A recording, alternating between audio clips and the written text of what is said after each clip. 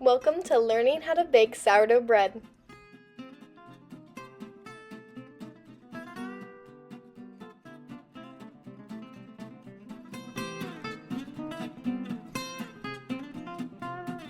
Okay, SD Club, I want to talk just a minute about the different tools that I use through this process. Okay. This is a Danish dough hook. You don't have to have it. You can use a spatula, it'll be just fine. But I am very particular to my Danish dough hook. I think it works great through the whole mixing process. So that's that. This one I would highly suggest you buy. It costs like $3. It's a bowl scraper, but also it's got an edge, so I can use it to cut my dough. Like it's an invaluable tool. I would highly suggest you invest $3, less than the cost of a Starbucks coffee, in one of these. Wait. Okay. When it comes to the bowls you use for stirring your bread and doing the folds in your bread, you can use any bowl. It doesn't matter. You can use a plastic bowl, you can use whatever. I'm particular to Pyrex bowls. I got these at Walmart. Like the big one's like 16 bucks. The smaller one's like 14 bucks. Just get the big one. The big one's better. Because sometimes in the small one, the sourdough wants to rise and then touches the top of your cover, like, and then you tear it. You don't want that. So just get two big ones. Super cheap. Why I love these is because they're so heavy. Like when I'm pulling that heavy dough out of there, that the bowl stays down. And that when I'm pulling out of a plastic bowl, then I'm wrangling the bowl and I'm doing this and that.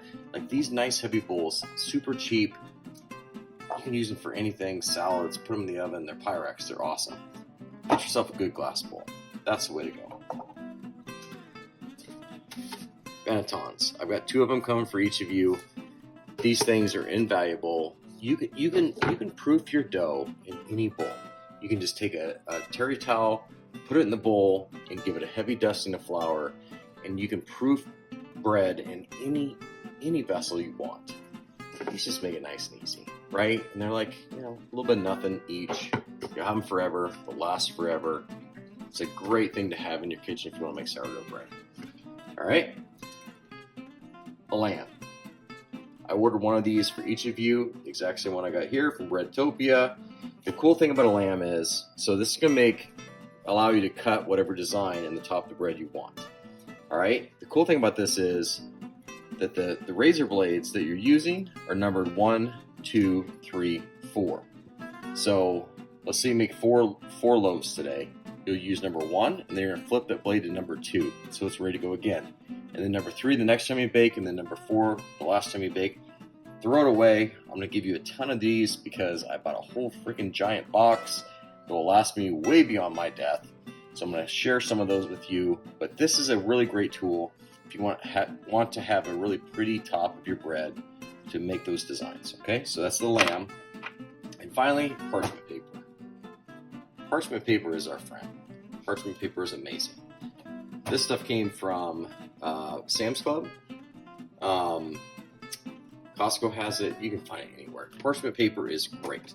So what we're going to use that for, and you'll see later, is I'm going to rip a sheet off, and I'm going to put it over the top of our proofing basket. I'm going to flip that bread over, and then I'm going to use that parchment paper as my crane to lower that into that steaming hot cast iron pan, which is going to be 500 degrees. So as I can prove, you don't want to touch the cast iron pan.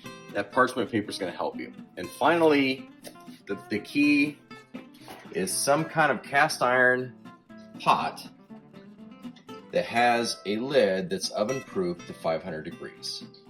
This is going to create your amazing, super steamed little vessel, and that's what's going to make that sourdough pop, and you're going to get that beautiful, amazing crumb. So have a good cast iron. Like these are Lodges, they're like 30 to 40 bucks, no big deal. If you want to be super fancy, super demure, super mindful, get Le Creuset, but I'm cheap and old. Yeah, Lodge works perfectly fine for me.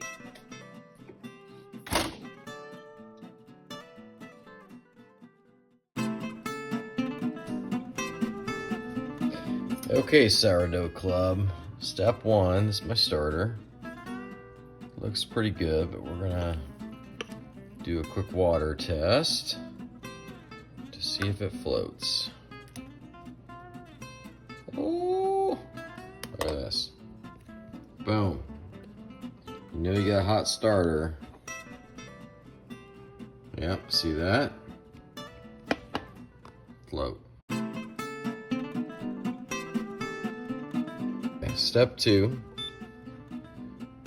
We need to do 75 grams. Oop, that's on pounds. We're gonna change that to pound.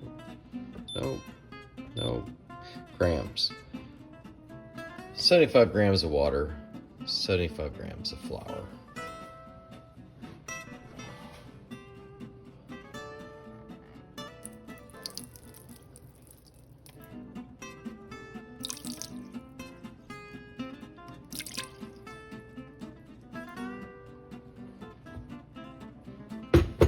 Yeah, that's close enough.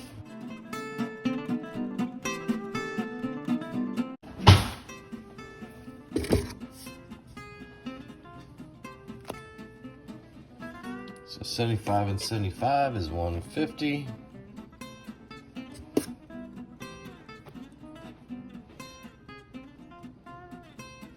This is your pre-ferment.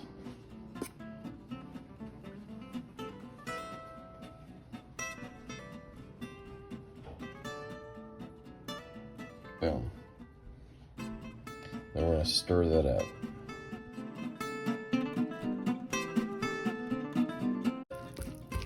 Alright, so that's my 75 grams of flour, 75 grams of water.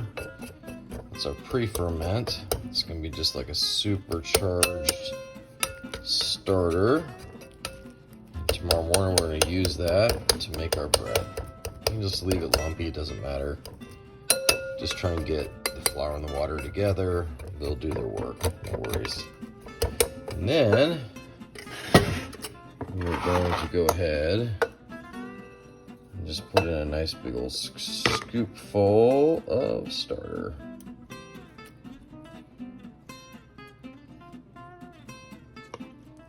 How much doesn't really matter, but if your starter's super hot, time bit is perfectly fine. Just use a couple spoonfuls, it's good. I'll stir that up. And tomorrow morning, this should rise. I'll show you a picture of that. We are ready to make sourdough.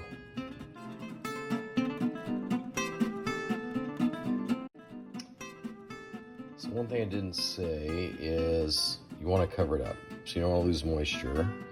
This is that's the 75 grams of water, 75 grams of flour, and your sourdough starter. So looks messy, doesn't matter. When we take a picture of this or video in the morning, that's going to be all bubbly and rise up, and it's going to look amazing. So, but cover it up.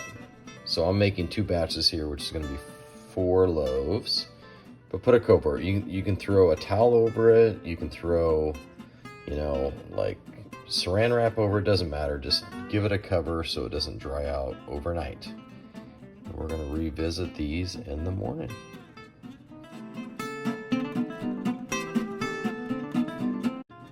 I'm going to go ahead and refeed my starter again tonight after I made our pre-ferments.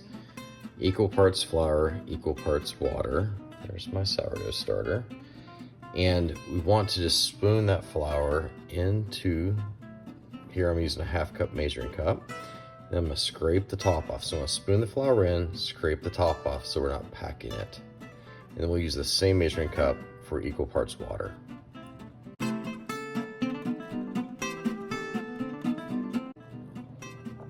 Okay, there's our flour, 1/2 cup flour in there.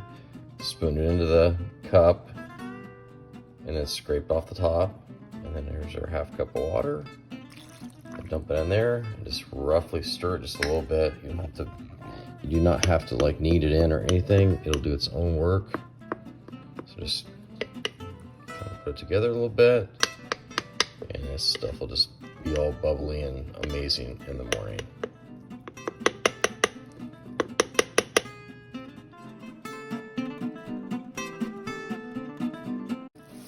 All right, next morning, let's take a look here. Oh, it looks pretty bubbly. we're good. Now we're just gonna go ahead and put in 475 grams of water. Oh yeah, see how it's floating? That whole mass is floating, that's good.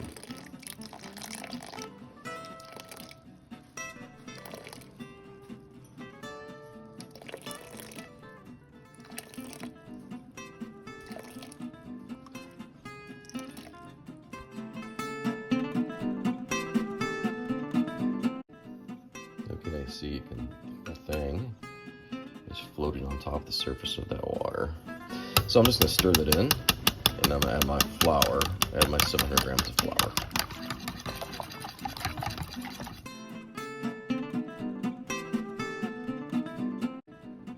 Okay, now we're gonna add our flour, and it's 700 grams, but I'm gonna go to about 690 because I'm gonna use some flour on the work surface when we're forming the bowls and shaping it and everything. So to keep the flour spot on, we go just a little bit shy. So we'll call it 690.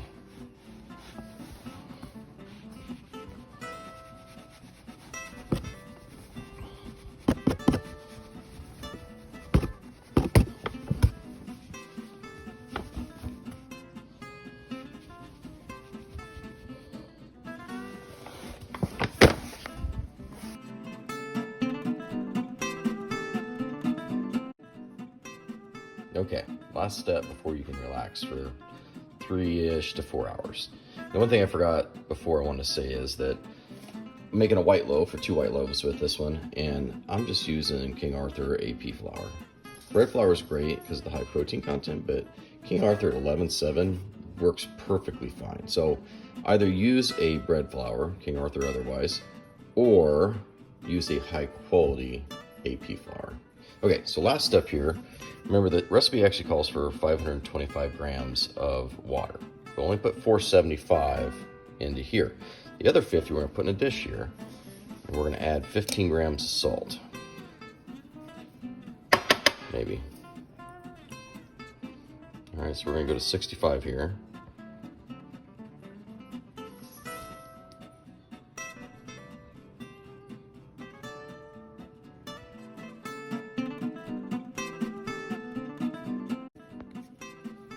Okay, so we got our flour in there, we got our water in there, excuse me. And this is gonna be really shaggy. Oops, sorry. It's gonna be really shaggy, no big deal. Just make sure that there's not any completely dry in there. So you're looking for a shaggy consistency like this. Take you 5 or 6 minutes to stir it up. It's gonna be really sticky, a bit messy, but it's okay. This is probably the most important step here, one of the most important steps, because this is the autolyse step. So this is the absorption of the flour by the water, which is extremely important to get a good absorption. So once I'm done, I'm gonna stir this just a little bit more. Once I'm done, it's gonna sit for 3 to 4 hours on the counter, letting all of that flour absorb the water.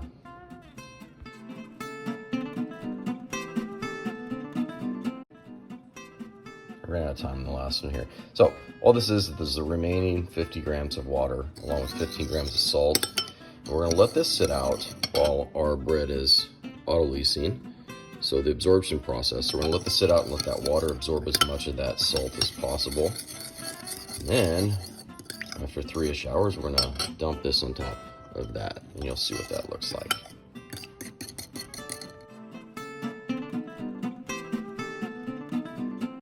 All right, Sourdough Club. So you can see a lot of that water has been absorbed. Looks pretty good. So now what we're gonna do, get your hands a little bit wet. I'm just gonna punch a few holes in here. We're gonna take that salted 50 grams of water.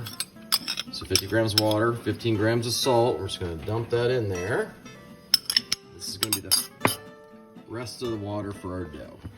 I'm just gonna work my bowl scraper around here a little bit. It's gonna look super watery, but we're gonna get in there and work that water into our dough. So you can just use your fingers and kind of, sometimes I pick it up, do that. And in this process, you want to get any water that's, I need that running, any water that's sitting there at the bottom, just keep working it into the dough until it's pretty much all in the dough. just kind of pick it up. You can already see the gluten is starting to develop, which is awesome. It's good. Just pick it up a little bit.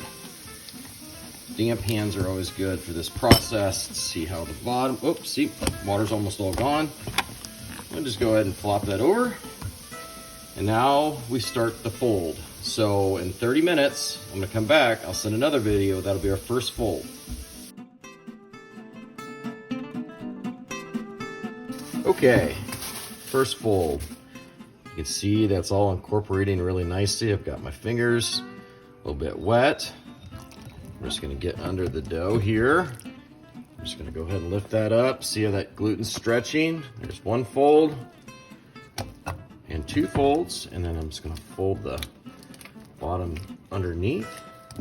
What we're doing is developing those strands of gluten so that they'll stretch and expand when this sucker goes in the oven.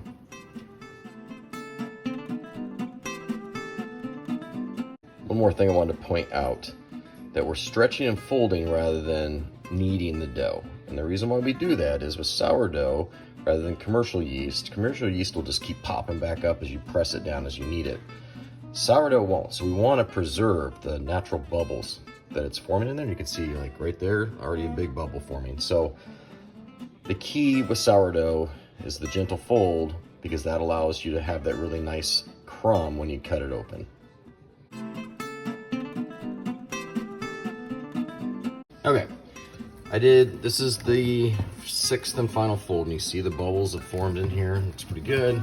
I'm gonna loosen from the bowl. The one thing I wanted to show you is look at how that gluten is loosened up. Looks pretty good. Do one more fold here. Do a little tuck.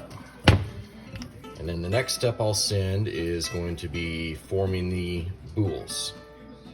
That'll be 30 minutes from now.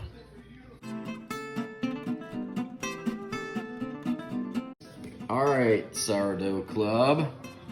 I've got a washed and cleaned surface. We'll put a little flour out. You don't want too heavy, but you're gonna need enough because it's gonna come out of here really sticky.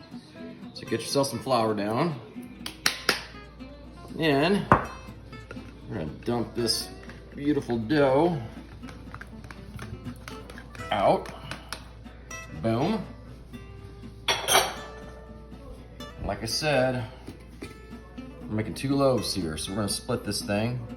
They don't have to be perfect, but try and split it right down the middle. And then we're gonna make or form our first loose boule. So what we're gonna do here is we're just gonna pull it over, pull it over, pull it over. You can put some flour on your hands to keep it from sticking too much. Pull it over. We're gonna try and form the first skin for our bread. Pull it over, boom. All right, and then we're just gonna tuck our fingers under there.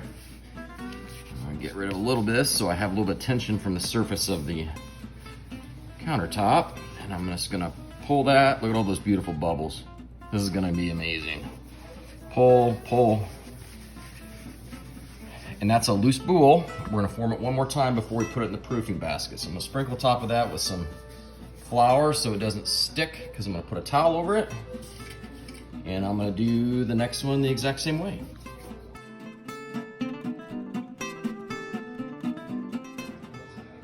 All right, SDC, let them rest for about 45 minutes.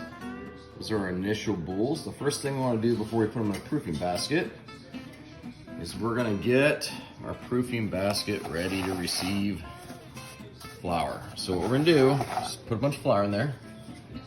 All right, we wanna get up on the walls. Yep, just kind of working in the basket a little bit. These are the same baskets that I ordered for you guys, so. All right, so let it roll around. Got some excess in there. I dump that into the next basket I'm gonna be working on. Go ahead and work. So we're gonna do a boule, which is a round loaf, and we're gonna do a batard, which is like a baguette, so it's a elongated loaf. So we're gonna do a boule and a batard so I can show you both of them.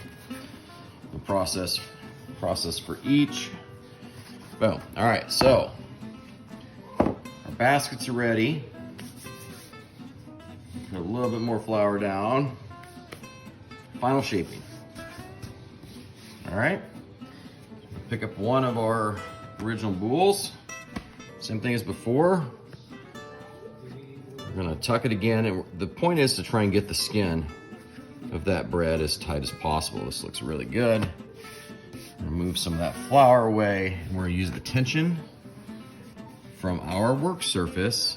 See how that's tightening up. So as I turn it, the surface is getting tighter and tighter. That's what we want. Boom, simple as that. Do that a few times. That's gonna be our boule. That's gonna be our round one. Into the proofing basket. All right, and I'm gonna show you one more. This is gonna be our batard. Batard's a little bit different. So we're gonna try and elongate that a little bit. We don't wanna knock a lot of the bubbles out. But with the batard, fold the end over, fold the end over. We're gonna squeeze this down, turn it, come back over, squeeze that down, and then the same thing. We're gonna just form that puppy like that. Oh yeah, getting that skin as tight as we can.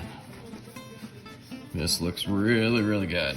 Okay, and we're gonna put that one in that bowl to proof. And then we're gonna cover them up, probably 3-ish hours. And I'll show you when you know they're ready to bake, but in 3-ish hours, we're gonna bake bread.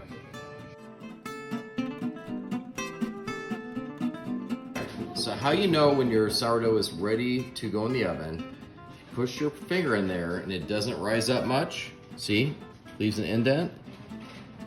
It's ready to go. Same with this one here. See how it just kind of rises half up? Fully proofed, ready to go. So, take a piece of parchment paper. Flop that thing over. Carefully remove that. All right, and then we can do whatever shape and design we would like to do. So in this one, I'm just gonna do a normal crossed, and I'm just gonna give a couple slits. Just give it a little bit of character. Boom. All right, so now we're ready to get our super hot cast iron pot out of the oven.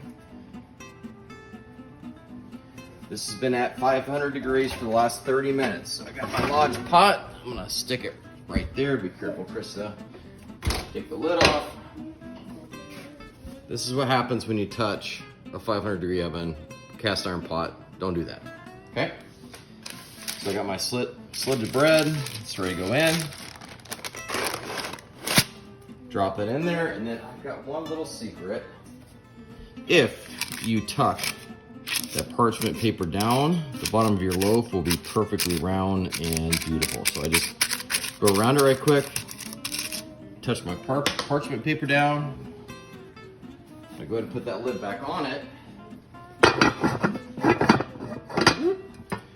And then that's gonna go back in the oven for 20 minutes at 500 degrees.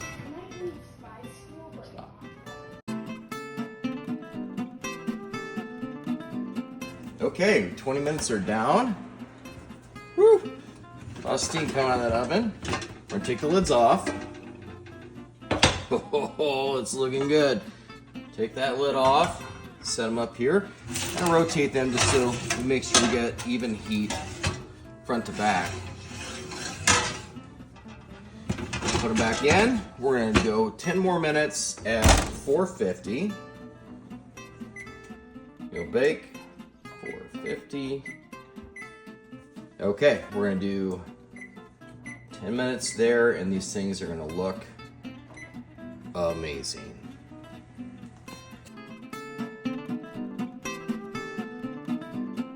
Okay, 10 minutes are up at 450. We're gonna take a look at our bread. Oh, it looks amazing. Look at that. Oh my goodness, OMG. So we're gonna pull these out. And we are going to gently set our amazing sourdough bread on a cooling rack. Do the same. That's our boule, and this is our batard. Look at that. And one thing that I would encourage you to do when you pull this bread out, it's gonna sing to you. It's gonna start crackling and making just beautiful music. Get your nose down there. It smells delightful. Just enjoy your hard labor from today, because this stuff is gonna taste amazing.